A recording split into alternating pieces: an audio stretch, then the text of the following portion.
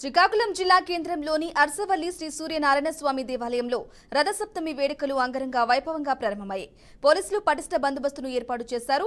3 జిల్లాల నుంచి 3000 మంది పోలీసు సిబ్బందిని ఈ వేడుకల్లో ఉపయోగిస్తున్నారు. ఇక ఎటువంటి అవాంఛనీయ సంఘటనలు జరగకుండా అన్ని ఏర్పాట్లు చేశామని టౌన్ డీఎస్పీ సిహెచ్ వివేకానంద తెలిపారు. ప్రతి ప్రాంతంలో గస్తీ ఉంటుందని, భక్తులకు గంటల్లో దర్శనం అయ్యే విధంగా ఏర్పాట్లు చేశామని తెలిపారు.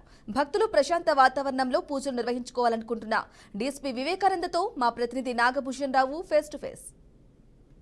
ఉత్సవాలు రాష్ట్ర పండుగ నిర్ణయించడంతో 3 రోజుల పాటు ఈ ఉత్సవాలు జరుపుతున్నారు. ఈ నేపథ్యంలో పోలీసు బందోబస్తు ఏ విధంగా ఉంది, ఏ విధమైనటువంటి ఏర్పాట్లు చేస్తున్నారు, ఇప్పుడు డీఎస్పీ వివేకానంద గారు మనతో ఉన్నారు. మరిన్ని విషయాలు తీసుకుందాం. సార్ చెప్పండి, ఈ ఏర్పాట్లలో ఎంతమంది సిబ్బందిని వాడుతున్నారు, ఏ విధమైన ఏర్పాట్లు చేశారు, భక్తులకు ఎటువంటి ఇబ్బందులు కలగకుండా ఎటువంటి చర్యలు చేపట్టారు?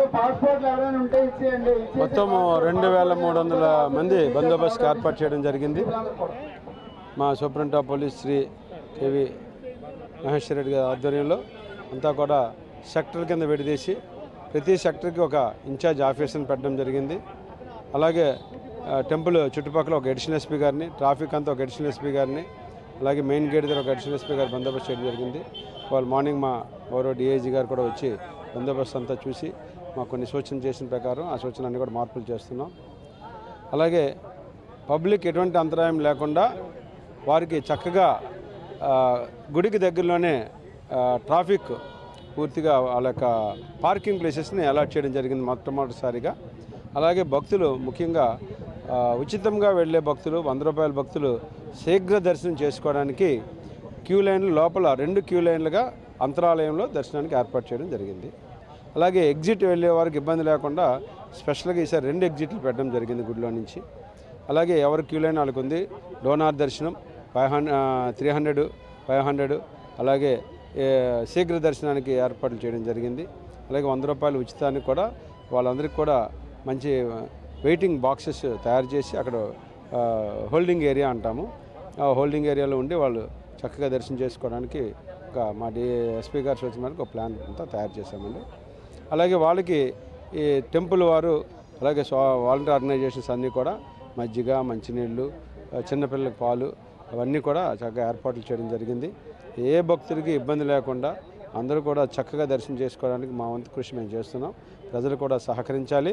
వారికి ఇచ్చిన స్లాట్ టైంలో వారు వస్తే దర్శనం బాగా జరుగుతుంది. వారి స్లాట్ టైం కాకుండా వేరే టైంలో వస్తే మనకు దర్శనం అన్నది కొంచెం ఇబ్బందిగా ఉంటుంది. కాబట్టి దయచేసి భక్తులందరూ కూడా మీకు ఇచ్చిన స్లాట్స్లో ఆ స్లాట్ టైం ప్రకారం వస్తే దర్శనం అనేది 1/2 అవర్ నుంచి 45 మినిట్స్లో చక్కగా దర్శనం చేసుకుని వెళ్ళిపోవచ్చని మా యొక్క మనవి. అలాగే ఏదైతే 1 వే ట్రాఫిక్ చెప్పడం జరిగిందో అక్కడ ఆ 1 వే ట్రాఫిక్ రాకూడదు.